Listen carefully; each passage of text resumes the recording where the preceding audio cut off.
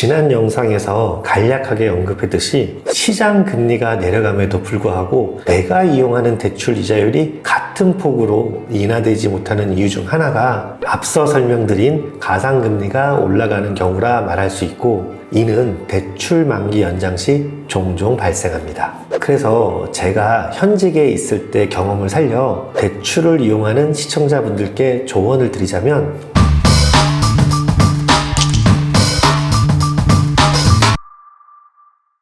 안녕하세요.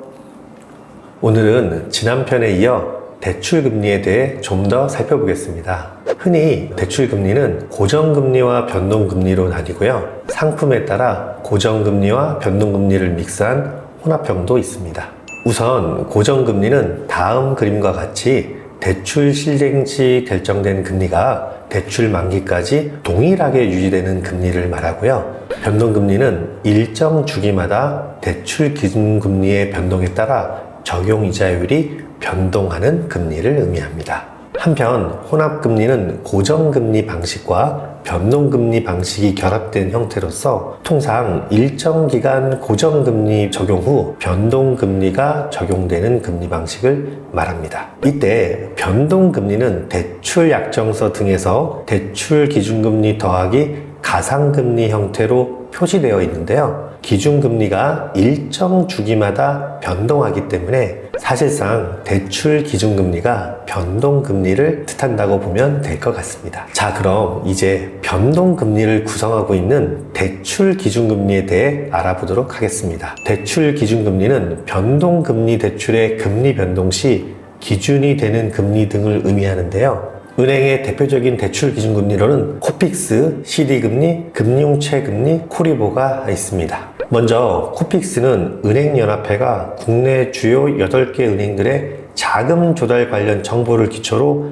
산출하는 자금 조달 비용 지수로서 신규 취급의 코픽스, 잔액 기준 코픽스, 신잔액 코픽스, 단기 코픽스로 구분 공시되는데요. 세부 내용은 다음의 그림에서 보듯이 은행연합회 소비자 포털 홈페이지 코픽스 개요를 참조하면 될 것 같습니다. 그리고 CD금리는 금융투자협회가 발표하는 양도성 예금 증서의 유통 수익률로서 3개월 CD금리가 대표적인 단기 기준 금리인데요. 다음과 같이 금융투자협회 채권정보센터에서 조회하실 수 있습니다. 한편 금융채금리는 금융기관이 발행하는 무담보 채권의 유통금리로서 민간신용평가기관의 신용등급별, 만기별로 발표되는데요. 역시 금융투자협회 채권정보센터에서 매 영업일마다 조회가 가능합니다. 그리고 코리보는 한국의 은행 간 대차 시장에서의 단기 기준금리로 금리 제시 은행 간의 무담보 원합 차입 시의 호가금리를 의미하는데요. 촬영일 현재 총 6개의 기간물이 발표되고 있고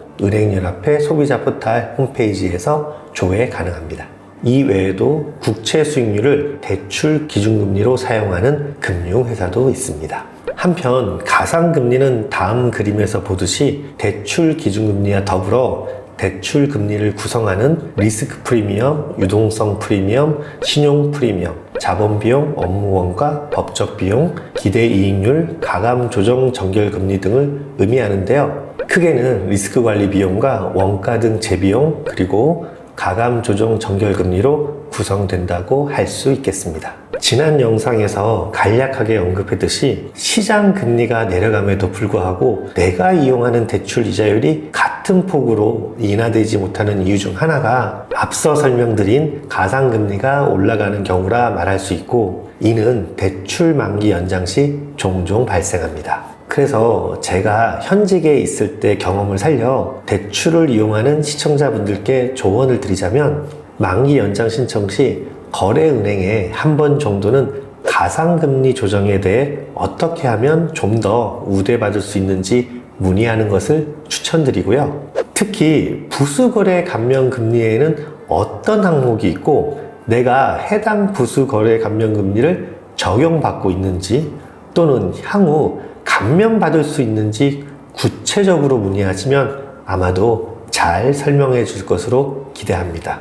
또한 경우에 따라 내부 심사 과정을 통해 본부 영업점 조정금리 또한 우대받을 수 있지 않을까 생각해 봅니다. 최근 은행이 대출 시장에 대한 태도를 직간접적으로 살펴보면 확실히 가상금리가 조금씩 올라가고 있음을 알 수 있는데요. 그럼에도 불구하고 은행 담당자에게 가상금리에 대해 언급하거나 또는 내가 적용받고 있는 대출금리가 어떻게 구성되고 있는지 확인해 가는 것은 건강한 자산관리 습관이라 말할 수 있겠습니다. 이상 오늘은 대출 기준금리와 가상금리에 대해 좀 더 알아보았습니다. 감사합니다.